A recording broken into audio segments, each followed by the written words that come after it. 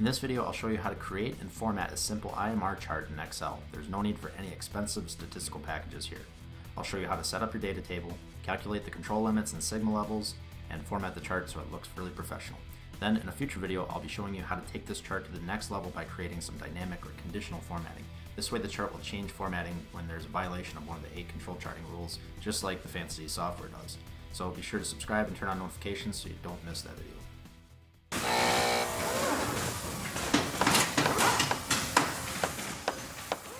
So here I have some on-time delivery data. So we have a date and our individual value, which is actually the on-time delivery percentage for that day.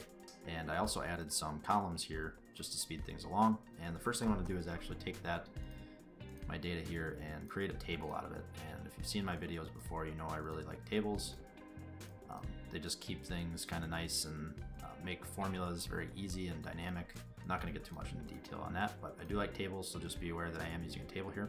So to create our eye chart, the first thing that we can do, or that we should do, is take an average of our individual values, and then we'll get this I bar value, which again is the average or the mean value of all our individual values. And then we'll calculate the moving range value, which is going to be the max of the value in this row and the value before it. So the max of those two values minus the min of these two values. And all that's doing is it's calculating the range between each data point. So here you can see it's 4%, 59 minus 55 is 4, and that's what this value is here. And then we'll take the average of our moving range to get our MR bar value there. So our MR bar value is about 5%.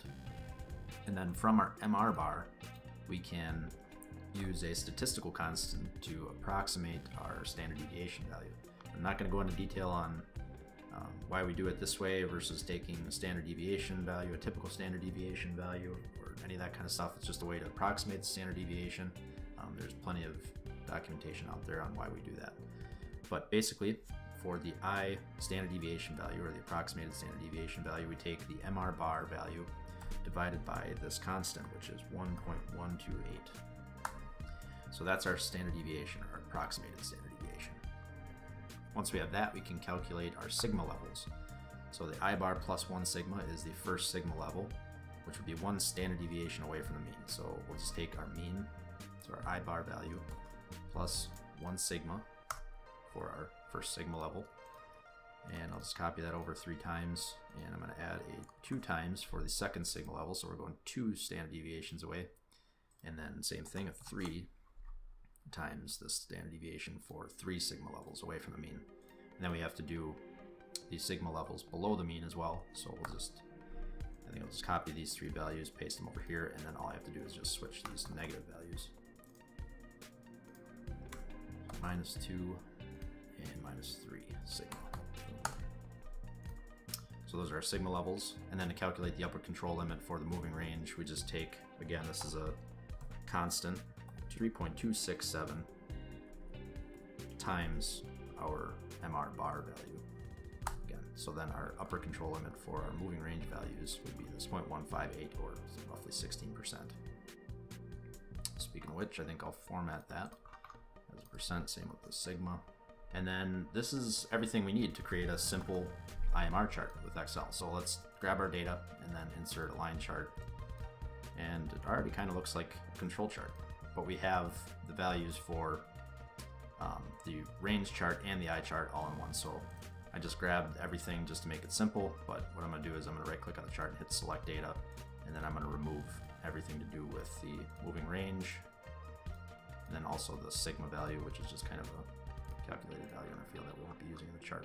So just drag the chart up here so we can kind of see it at the top. And this is going to be our on-time delivery eye chart. And it doesn't really look like a control chart, so we can do some formatting. So that's what I'll be doing now. If you want to skip ahead, feel free to. Just going to be formatting the lines and make it look like more of a traditional control chart. So we'll go right click on one of the data series, and so go to format and then click on the fill in line.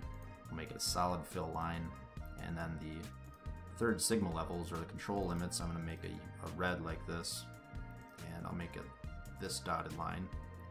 I'll do the same for the other control limit. Make a solid red. this dotted line. For our center line, I think I'll go with blue, we'll say. And you can format this however you want. And then we'll use this center line style dashed line. And then for our sigma levels, for the first sigma level, I'm going to format it with this very thin dotted line. And we'll make it super thin so it's hardly noticeable, just so it doesn't clutter up our control chart. Do the same thing with the other one. Get 1 point, and then I'm going to make both of those black. And then I'll do the same for the other 2 sigma level. Go 1.25. So we'll make the second sigma level 1 point black fill with this style dash, and then we'll do the same for the other 2 sigma level. Black fill, this dash line, move this down to 1 point. And then for our actual I data series, for the series that shows the individual values, go back to the line, make it a solid line fill. We'll do black, and then I'm going to make it a really thin line, but then we're going to add some markers built in. I'll just do some round markers, and then I'm going to bump the size up to 8. Solid fill, and we'll make it black. Alright. So I guess I like the center line gray better. Looks a little better. And you can format that however you want. So this is our eye chart, and we can do the same thing for an MR chart. So we go grab our data, and we insert a chart, a line chart. And then we're just going to go back to this select data. And then we're going to remove everything that doesn't have to do with the MR values. So remove I bar 1, 2, 3 sigma levels. So now we just have the MR value, so the moving range value, MR bar value, the average moving range, and then the control limit left. Which is exactly what we want. So this is going to be the OTD MR chart. And then again, some more formatting. So feel free to skip this. Marker options. Oops, we don't want any for that. We just want to make this red. And we'll give it that same formatting. Bump down the size a little bit.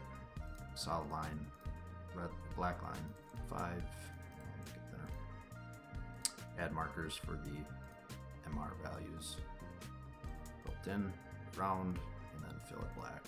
And then for the average, or the MR bar value, let's make it that kind of gray color again, and then give it a center line format.